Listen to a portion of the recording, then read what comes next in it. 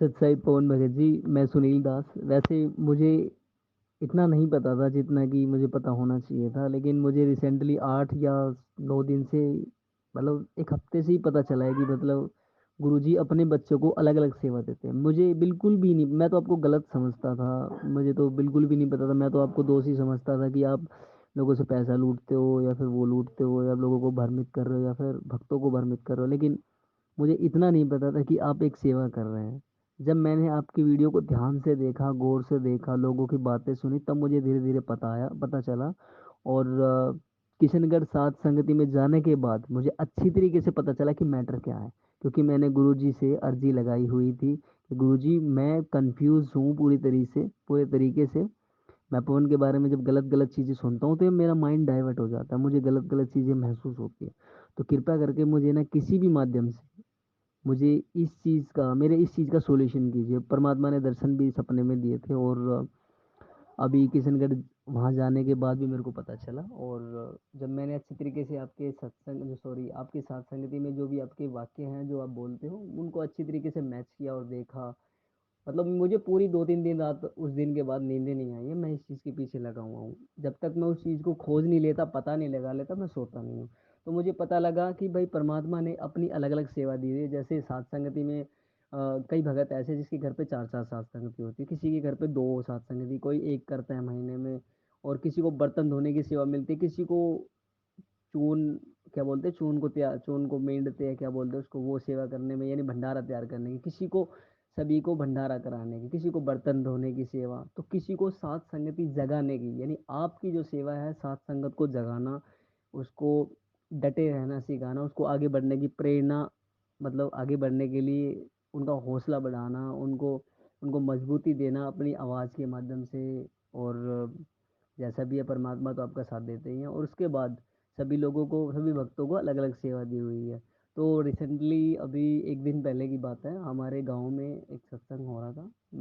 करीबन शायद 8:30 से 10 बजे के बीच, 8:30 से लेके 9 या 10 बजे के समथिंग की बात है, आई डोंट नो। और मुझे याद नहीं अच्छे तरीके से। तो वहाँ पे ऑटोमेटिकली मैं, नहीं पता क्या हुआ, मुझे मेरे मेरे से रुका नहीं गया, मैं वहाँ पे चला गया।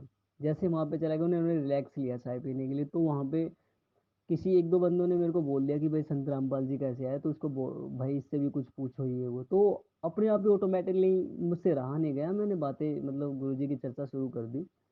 और चर्चा शुरू करने के बाद गुरुजी की चर्चा इतनी जोर से हुई, इतनी अच्छी हुई कि मतलब वो लोग, उनके पास जवाब नहीं थे उस चीज़ के लिए। क्योंकि नहीं पता ऑटोमेटिकली मुझे क्या हो गया, मैं कंट्रोल बिल्कुल भी नहीं कर पाया। क्योंकि मेरी इसी आदत के चलते, जहाँ पे मुझे नहीं बोलना होता मैं वहाँ पे बोल जाता हूँ पवन भगत जी। मैं इसको अपनी कमी मानता हूँ, नहीं पता क्या हो जाता है मुझे। और अभी ज़्यादा जब गुरुजी से जुड़ा हूँ तब से ज़्यादा ये चीज़ें होने लगी मेरे साथ, पहले नहीं थी।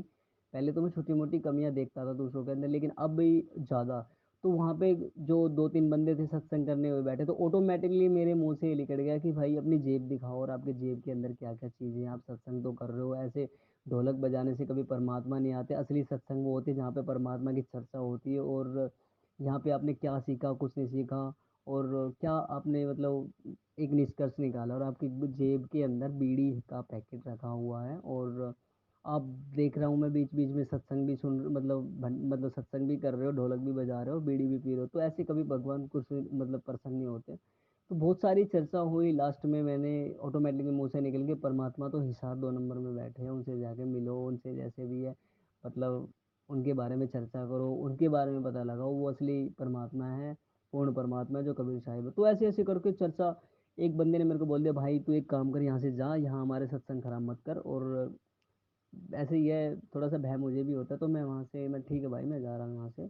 और उन्होंने मेरे को वहाँ से भगा दिया, जैसे भी करके, भाई तू जा यहाँ से। मैं वहाँ से निकल गया। और उसके बाद परमात्मा की चर्चा, उनके खुद के सत्संग तो बंद हो गए थे, और खुद की चर्चा उनकी, मतलब परमात्मा की चर्चा कम से कम नहीं तो 3 घंटे परमात्मा की चर्चा चली। भाई उन्होंने संत रामपाल जी के बारे में बात की कि भाई वहाँ से ये हो गया था, भैंस चली गई थी वहाँ पे, ये हो गया था, और उसने ये चमत्कार किया, उन्होंने ये किया, वो किया, वो किया, आपस में बहुत देर तक बतलाने लगे।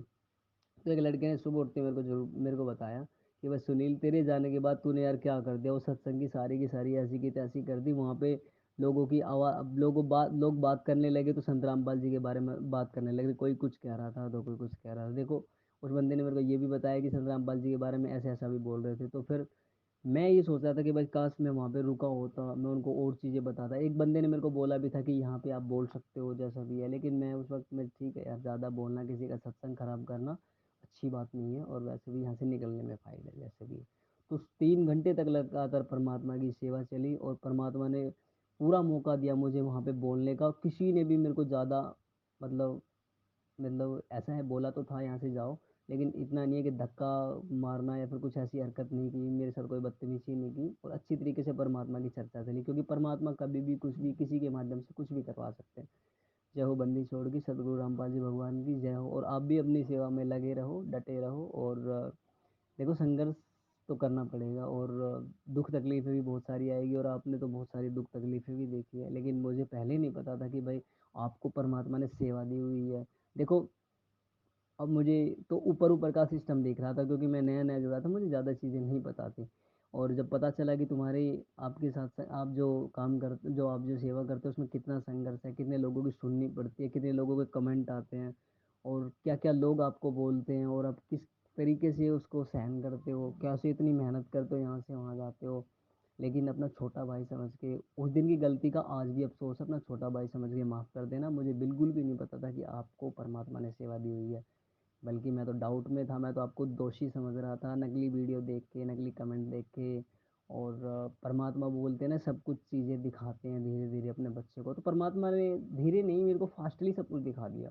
अब मैं समझने लगा हूँ आप कहना क्या चाहते हो, करना क्या चाहते हैं, और सभी भक्त क्या करना चाहते हैं, उनकी मतलब अलग अलग सेवा क्यों करते हैं, क्या मैटर है, क्या चीज़ है। बस सब कुछ ठीक, अच्छे तरीके से चल रहा है, अपनी अपनी सेवा में लगे रहो और डट के लगे रहो, परमात्मा तो सबका साथ देते। जय हो बंदी छोड़ की, सदगुरु रामपाल जी भगवान की जय हो।